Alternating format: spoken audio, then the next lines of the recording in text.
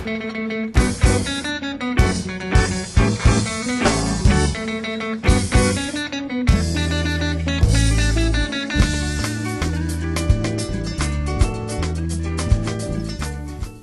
of the Gold of Babylon is currently the only movie, theatrical or otherwise, to have Lupin in pink, though the rest are more or less back in their Series 2 colours. It's considered to be the weird one, but considering the first released movie had a 10,000-year-old geneticist that was also a giant brain, if anything, Cagliostro would likely be the outlier at the time of release. Given some of the initial ideas pitched, what we got was probably less weird too. Landing a director was one of the bigger challenges for this movie. The first choice was Hayao Miyazaki, as someone with experience courtesy of Series 1 and Castle of Cagliostro. This didn't work out as he was busy with Nausicaa, as well as getting Studio Ghibli off the ground. At his suggestion was Mamoru Oshii, who at this point was known for working on Urusei Yatsura's anime adaptation as well as the first two movies. A few concepts have come about from what he had in mind, so what I'm describing from here could potentially come from any number of different movie proposals. Oshii's ideas included a Lupin movie where Lupin would have been much older and had very little presence throughout, as well as the Tower of Babel being built in Tokyo, with its architect throwing himself from the top and the mystery being why. There was a girl in the tower who would have been the architect's granddaughter, except not really, and the treasure the gang was stealing would turn out to be the fossil of an angel. Lupin would have met, I guess, God, where he'd learned that he was in a world of fiction and Tokyo would be blown up, but not really because fiction. Oh, and Fujiko's most prominent appearance would have only been at the end, clearly the final straw for TMS.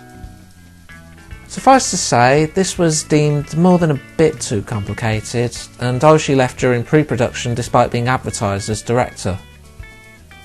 His ideas would be worked into other projects. For example, the girl in the tower was part of Angel's Egg, and a man leaping from a tower he designed being the driving mystery was the basis of the first Patlabor movie. Lupin III would also come to use some of these proposed concepts itself, with the idea of Lupin being more a presence than a character serving as the basis for 2008's Green vs. Red as an example. Mamoru Oshii himself would also come to write 2 episodes for Series 6, with the idea of the gang stealing a fossil that's more than it seems serving as the basis for Episode 10. Following all of this, Seijun Suzuki and Shigetsugu Yoshida were finally locked down as directors. Yoshida had worked on Lupin since Series 2, while Suzuki wrote Episode 13 for Series 3, better known as the infamous Crow episode. Writers were easier to come by, with Yoshio Urasawa and Atsushi Yamatoya, both veterans to Lupin III's writing staff, developing the screenplay. Yuji Ono of course worked on the soundtrack, composing a lot of new tracks as well as pulling from Series 3's archive. He also gives a rendition of the iconic Series 2 theme to give us an idea of what it might have sounded like had we not gotten Sexy Adventure. Naoko Kawai serves as the vocalist for the main theme Manhattan Joke, as well as voicing... well, we'll get to that. Series 2's main cast also all return, as well as a couple of other actors who were on past Lupin III projects. Most prominently is Chikawa Otsuka, voice of Goemon in Series 1, now voicing the antagonist Kowalski. Fumi Hirano, voice of Lum as well as Lori in episode 15 of Series 3, voices Interpol Officer Caramel. Toki Shiozawa, Rosetta's voice actress, also had a role in Lupin's first live-action movie, Strange Psychokinetic Strategy, as a policewoman. On that bit of trivia, let's begin the movie.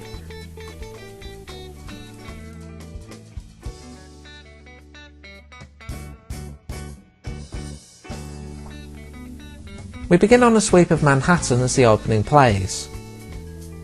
Eventually we centre in on Rosetta, a drunken old lady singing the nursery rhyme How Many Miles to Babylon as she stumbles into a bar known as the Monster Club. As she flirts with the patrons, Jigen and Goemon sit at the bar. Sam, the bartender, passes them masks as it's a masquerade bar, but it turns out they're wearing masks, actually a pair of mafiosos known as Chin and Willy seeking out Lupin. Rosetta's antics cause one of the patrons to crash into a drinks cabinet. He's fine, as it's Lupin, and he seems to recognise Rosetta. As the night continues, a delivery truck pulls up outside. They have a gift for Lupin that turns out to be Zenigata, which Lupin doesn't like as he gets that every year. Performing some trickery with monkeys, Lupin makes a quick escape. Zenigata follows, with Chin and Willy trailing. The pair end up running into the real Jigen and Goemon, who make short work of them. Lupin and Zenigata have a bike chase atop a giant animatronic billboard head thing. The audience are loving it at any rate, plus Sam's also got a betting pool going on. Among the spectators are the Mafia boss Marciano and his right hand Kowalski, plotting the best way to kill Lupin once the show's over. As Lupin waves to Fujiko, Zenigata takes a chance to cuff him. He then sends some dynamite his way. Lupin sends it back at Zenigata using a turn-back sign. I've compared Zenigata to Wile E. Coyote before, but that's probably the most Coyote moment yet. Doesn't work either way, as the billboard ensures both of them get caught in the blast. Lupin eventually comes out as victor when the billboard sneezes Zenigata into the river. Sam makes a killing and gets ready to turn over a portion to Marciano. A robot piloted by Lupin sucks it up before the Mafia take off with any of it. Kowalski's not pleased at the night's events and punishes the group with a fly swatter of all things. Lupin heads back to his hotel and discovers Rosetta passed out in his room. She's okay, just enjoying the drink a bit too much. Too much constitutes awkwardly attempting to seduce Lupin. She switches gears, telling him of Babylon's history and how its gold was lost when the Persians invaded. She pulls out a candelabra, but they get interrupted by gunfire before she can elaborate its purpose. The gunfire comes from Kowalski's men. Lupin manages to dodge behind some bulletproof glass. The men surrender as Jigen and Goemon are alerted. Rosetta's disappeared through the window in the confusion, but she forgets the candelabra as Lupin ponders its purpose. Fujiko is cozying up with Marciano to learn about the Babylon gold, as he's been painting his dreams of how it takes shape. He explains that his father discovered some ancient tablet fragments under Madison Square Gardens and threw himself into finding the gold. Unfortunately, this was during the Second World War, and the Axis led their own expedition to find it. Fujiko snaps a few photos of the tablets, intrigued by the fact that the writing protrudes outward. She says too much when telling him that Lupin's managed to get a few tablets. Marciano attacks, and she turns out to be Lupin himself. He makes an escape thanks to recording Marciano's voice for the doors, spraying Marciano with a paralytic for good measure. Zenigata approaches Interpol's commissioner to demand a team for Lupin. He gets provoked by Lupin on a news broadcast, taunting him following a confirmation that he still hates Octopus. The commissioner tells him he's off the Lupin case despite his protests. His new assignment is to announce the coming of a special event, the Miss ICPO Beauty Contest. This is where police funding's going, isn't it? He also serves as MC, introducing the contestants, a bunch of national stereotypes. Caramel, Chinjao, Zakskaya and Saranda, for anyone curious. And the winner? She's happy No, wait. The actual winner is Italy's entrant, Lasagna, possibly a nod to Lupin III being popular there. The others are not happy, so the commissioner pawns them all off on Zenigata, saying he's back on the Lupin case. Just call them Zenny's Angels. Meanwhile, Lupin analyses the tablets. Goemon's suspicious as to why Babylonian tablets were in New York in the first place. He decides he's out of the heist, but Jigen's still in as long as he can enjoy his booze for the moment. As Lupin ponders the tablet's location circling Madison Square, Rosetta pays a visit. She mentions having known Alexander the Great and Napoleon in her lifetime during her latest seduction effort. She takes back the candelabra as she leaves, making a cryptic note that it's key to summoning God every 76 years. Jigen enjoys a drink at a bar, but gets interrupted by Kowalski leading an attack. Kowalski is armed with a flamethrower, wanting Lupin's location, Jigen escapes to the sewers, giving them the runaround. He tricks Kowalski into bringing back the early Series 1 gag of setting someone on fire, namely his own henchman. He then fires at Kowalski and the remaining Mafia goon. Kowalski's not as injured as it seems though. Thankfully, Lupin comes to the rescue with a big pile of garbage. Lupin tries to convince Goemon to come on the heist while he's showing off by slicing lightning. Awesome as that may seem, he quite literally doesn't stick the landing thanks to a banana peel from Lupin. The gang board a train, with Chin and Willy as well as Zenny's Angels following. The two Mafia goons take the cooking staff captive with the aim of ambushing the gang. Fine plan, if not for Zenny's Angels intercepting them. The gang are fully aware that Marciano's men are on board. Lupin's more interested in Caramel and Zaxskaya, unaware of their police affiliation. Zenigata has Saranda pose as a waitress, serving Lupin's food with sleeping powder. Would probably work if not for Marciano's attack helicopter. The officers get caught in a cloud of sleep powder thanks to the container being shot. As the gang run, Shinjao attacks. She stops when she and Goemon take a liking to one another. The gang escape to a bathroom. The Mafia goons bust in and end up falling out the train thanks to a hole in the car courtesy of Goemon. The gang race across the roof to another car. There are still Mafia on board, but Shinjao takes care of them. Zenigata hasn't given up his pursuits, so Goemon cuts the coupling. Despite his best efforts, Lupin employs the old tickle technique on Zenigata to get him to let go. As they separate, Goemon and Shinjao share a gaze. There's still the helicopter to worry about for the moment. Thankfully, Jigen now has a clear shot, blasting right through to the rotor. The oncoming tunnel takes care of the rest. The gang finally reach their target of Baghdad, heading out to the desert. They're looking for an archaeologist under Marciano's employ named Tartini, who's discovered evidence of a second Tower of Babel. They scope out the area and discover a possible treasure site. Marciano's also there, likely aware the gang are present. Night comes and the gang get Lupin to the site via slingshot. He has a glider for a relatively safe landing. Lupin narrowly avoids a spike pit upon entering. He progresses and almost lands in an alligator pit next. Figuring the 30 miles in the nursery rhyme refers to 3 traps, Lupin manages to dodge the third. He's stopped when he hears a voice singing the nursery rhyme below. It turns out to be a younger Rosetta. This is who Naoko Kawai voices for the record. Rosetta explains that she awakens every 76 years to search for Babylon's gold and go home with God, but has had no luck so far. She then disappears, leaving Lupin to search the area. Pulling a lever, Lupin discovers a golden lion statue. The room collapses around him and he makes an escape. Unfortunately, Marciano was wise to him. Lupin makes use of the glider and flies off with the gold in tow.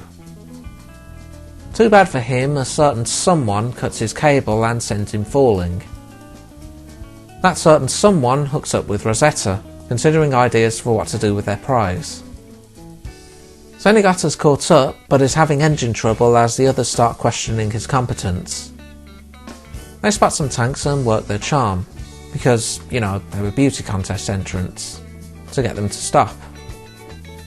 They then hijack the tanks, leaving Zenigata to apologise before joining them. Marciano's managed to track down the gang, launching dynamite at them. They make use of the dunes and Lupin tosses a wrench at the attacking plane, knocking it off course. Marciano still has some cars at the ready, but they soon get crushed by the tanks and his Angels hijacked. Lupin's tossed around, but manages to board a tank and toss a snake inside to throw them off. Goemon makes an attack on one, but stops short of outright destroying it because Shinjao's driving it. Zenigata ruins their moment, though gets into an argument with Zaxskaya for opening fire without his order. She continues firing, forcing the gang into the river. Lupin's known for his multiform cars at least. The gang pass by Fujiko and Rosetta, the former taunting them with the statue. Lupin's not too fazed, as he's figured out that a relatively small lion statue can't possibly be the legendary gold, and the next step is to head back to New York. Fujiko doesn't hold on to the statue very long anyway, as Marciano intercepts them. Back in New York, Marciano marvels at his prize. He learns Lupin's also back, and receives a call proposing that they stay out of each other's way. Marciano's paranoia gets the better of him, and he orders Kowalski to kill Lupin. Before that, Kowalski doles out another punishment to the rest of the men. This time he makes an example of one by employing his swatter's secret technique of deadly poison. Poison fly swatter, certainly not an item one would imagine normally. Beneath Madison Square Gardens, Lupin and Jigen perform a dig. They find a cavern and discover gold as they dig further. Lupin explains that the location of the tablets were the key, as they scattered in a circular motion around their current location. He's still puzzled as to how and why it's in New York, but figures the answer will come in the form of the god or alien that comes every 76 years, most likely using Halley's Comet to visit. The gang dig out some gold before heading to the Monster Club for downtime. Sam is noticeably nervous, the reason being clear in the ensuing gunfight. Rosetta is also present, so Lupin tells her to head to Madison Square Garden if she wants to summon God. In return, she tells him Fujiko was kidnapped by Marciano. Lupin races to Marciano's penthouse, finding Fujiko encased in a statue. In the ensuing standoff, Lupin pulls out a box claiming it contains a powerful explosive. Kowalski calls his bluff, and Lupin drops it to reveal it was a cigar case. Kowalski kills Marciano, tired of playing second fiddle. He then suspends Lupin and Fujiko above an entrance to an underground river, soon cutting them loose. Lupin breaks free of his ropes and races for Fujiko.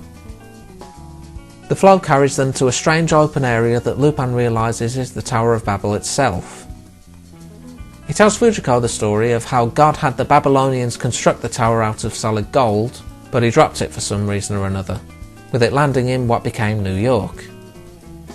Fujiko asks the big question, forget what God needs with the starship, what would he need with the Tower of Gold? Though Lupin can only speculate. They lose their grip and end up falling down into a whirlpool. Thankfully, Lupin has rebreathers ready. Kowalski celebrates his victory with one of Lupin's cigars, and it turns out Lupin wasn't bluffing. Outside, the gang watches Rosetta activates the candelabra. A UFO emerges from Halley's Comet, and the tower begins to rise. The gang convince Lupin to take back the gold, as they're the ones who work to find it. Lupin agrees and makes a charge for it, using dynamite in a manhole to propel up to the tower. Rosetta reverts to her younger self, confirming she's an alien and thanking Lupin for the opportunity to finally return home. Lupin tells her he can't let them take the gold, and she seemingly resigns to it, lamenting she fell in love with him as she returns to the UFO. Lupin grabs Santetsuken from Goemon, striking at the candelabra. The tower falls to pieces over the river without its power maintaining the structure. The gang have parachutes at the ready at least. Zenigata flies by, though Fujiko helps out by undoing Lupin's belt, leaving him with just trousers. Jigen sits atop the Statue of Liberty with Zenny's angels, who are sick of both Zenigata and Chinzhao's crush on Goemon. Lupin and Fujiko lament losing the gold, but they'll always have a chance, whether it's through Rosetta or fishing it out the river themselves, sharing a kiss. I might sound like an outlier with this, but I actually like this movie. There are criticisms obviously, such as being a bit all over the place at times, especially in the beginning. Definitely gets a bit surreal too, but let's face it, that's hardly new to Lupin III either. We've seen aliens before, and let's not forget Lupin going up against the vampire twin sister of Jesus, and those were in series 2. Animation wise, I'd say it's not quite up there with Cagliostro, but that's not to say it doesn't have some nice sequences. For example, the whole bike chase felt like the team was showing off, and the underground river segment had some nice cinematography. Art-wise, I think it reflects what tone the movie's going for. as I don't think the wacky slapstick would fit quite as well with the softer, more rounded designs Miyazaki usually goes with, had he been part of the project. On the note of tone, it's quite wacky, but I find it to be entertaining wacky. The writers and directors were clearly having fun with the script if nothing else.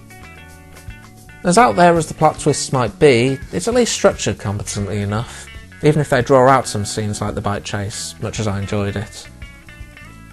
Still, it's simple enough to follow and they do set up stuff pretty well, like the gold's actual location, not to mention also working the beauty contest back into the plot a bit. If nothing else, the soundtrack's certainly on point, with some great music throughout, managing to get a pretty nice melody to an old nursery rhyme. Granted, you can't go wrong with Yuji Ono anyway, but it's great enough that it's worth mentioning here specifically. Overall, I think if you go in not expecting a Cagliostro style adventure, then you'll come away pretty satisfied. Next time, a marriage and a hunt for gold leads to a clash with an old enemy group in the Fuma conspiracy. Until then.